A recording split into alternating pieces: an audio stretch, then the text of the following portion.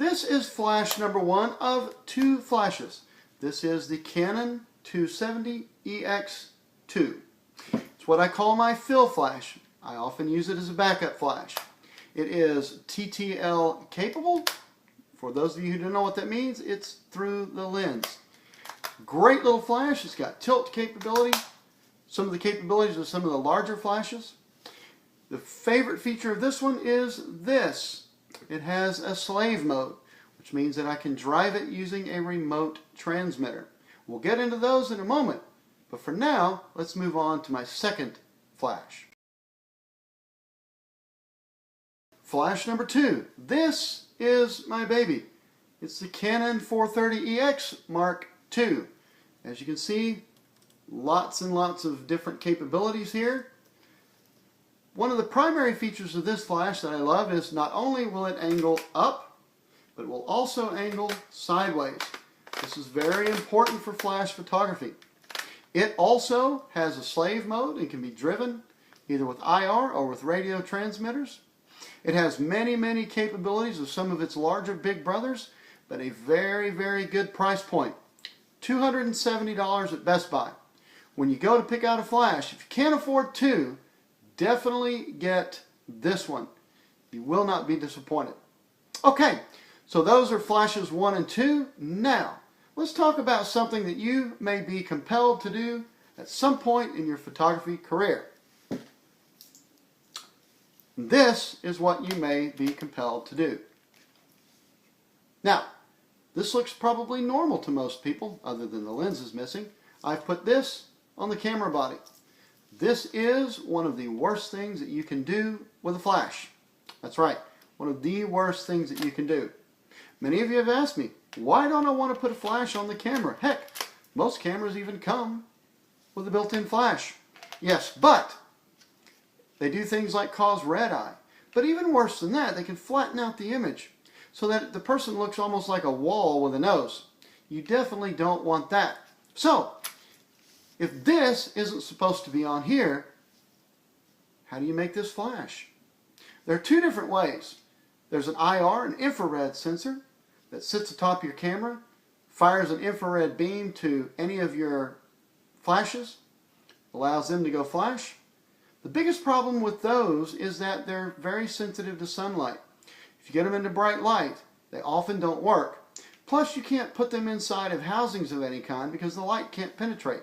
So, I prefer radio transmitters and receivers, and we'll get to those next. Okay, so remote flash capability.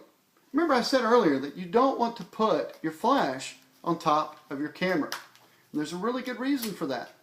The reason is because it creates red eye and it creates a flattening of the image. So if you're not supposed to put this on here, how do you get the 2 to communicate with one another? And that's where wireless transmitters come in.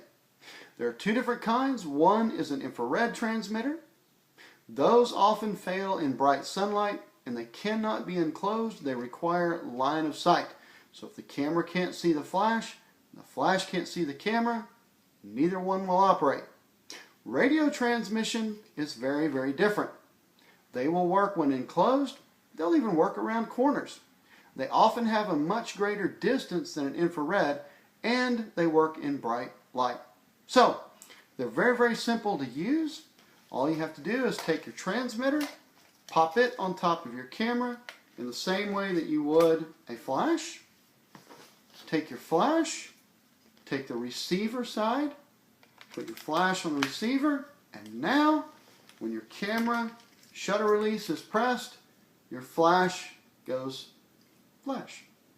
What this does is it allows you to move your flash away from the camera. This will add extra depth and get that person to pop from the background. That's what you want in a photograph. Now, the radio transmitters, if you've been looking at them, can be very expensive. I actually found these. In fact, I got a transmitter and 2 receivers for less than $100. That's right, $100. Now you'll hear a lot of camera guys talk about the ones that they use, often very expensive, and they'll often cite things like failures. Failure to actually pop the flash.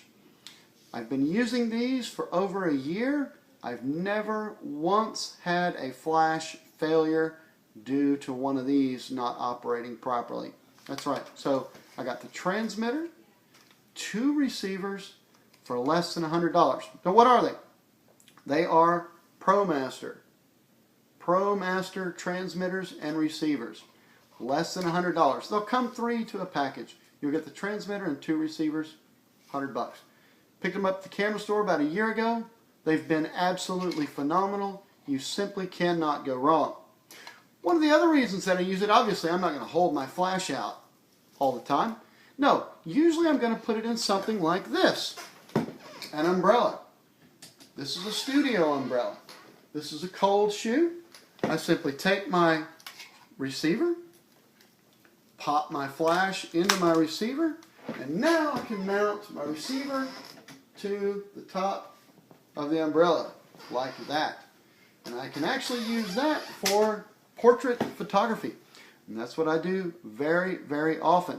It also allows you to be portable. A lot of people talk about strobe photography. They talk about portrait photography. And they talk about how they use the big plug-in lights. Guess what?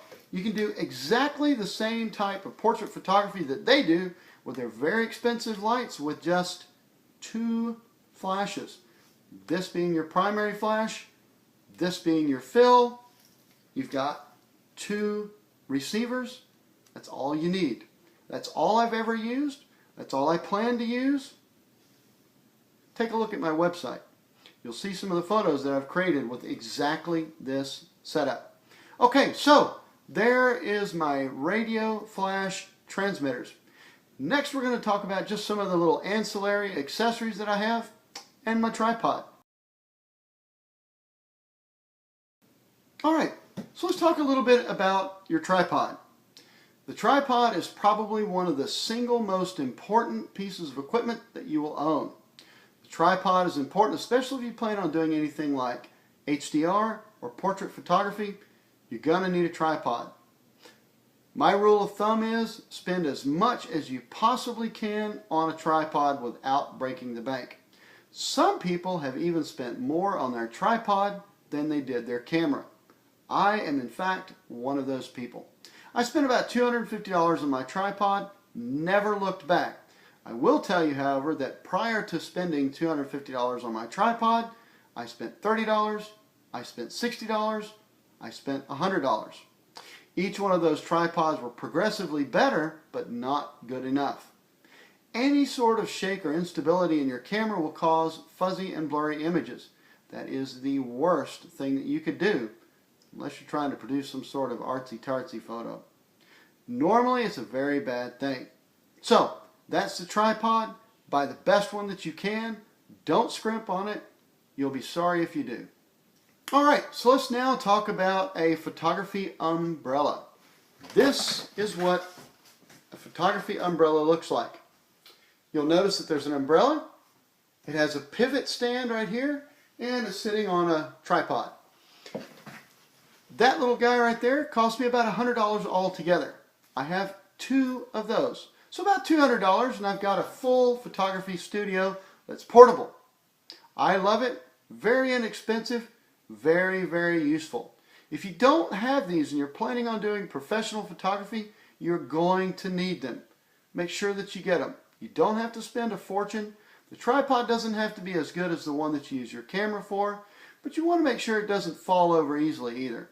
That can cause problems later on when your camera rig falls into a wedding cake. Bad, bad thing. Trust me from experience. Okay, so that's the stands, and I only have one more little thing to show you. Alright, so the last thing that I want to show you is this little guy right here. I use this for constant source lighting. I often use it for things like catalog shoots. And in fact, if you look on my website, you'll see a shoot that I did of some fossil watches. These are what I used for that photography. Constant source lighting. What do I use as the light? This is it right here. It's a little fluorescent light. 5500 Kelvin. Purchased this one at the photograph store. I wish I'd have bought it at the Home Depot. As I discovered, Lowe's and the Home Depot actually carry the very same bulb. Now sometimes you can't find the 5500, but you can find the 5000. Most cameras with modern auto balance systems will easily balance this out, even if it's 5000 Kelvin. Don't go below that though, because what happens then is it starts to add a bit of a yellow cast to your photos. So 5500, 5000, this is a 15-watt light bulb. It's plenty enough to provide you the kind of light that you'll need for catalog photography. That's it. This little guy I actually purchased at the camera store. Cost me about 50 bucks. They sell nearly exactly the same thing at Target for 10. Be frugal. You don't have to spend a lot of money to take professional looking photographs. I am a really, really good example of that. Alright guys, so that's it. I am Kai Lerner. Please visit my website, kailerner.com. If you'd like, email me, kai@kailerner.com. I'd love to hear your comments. I'd love to see your photos. Ask me any kind of questions that you like. I am an open book for you guys. Thanks a lot. Have a great day. Goodbye.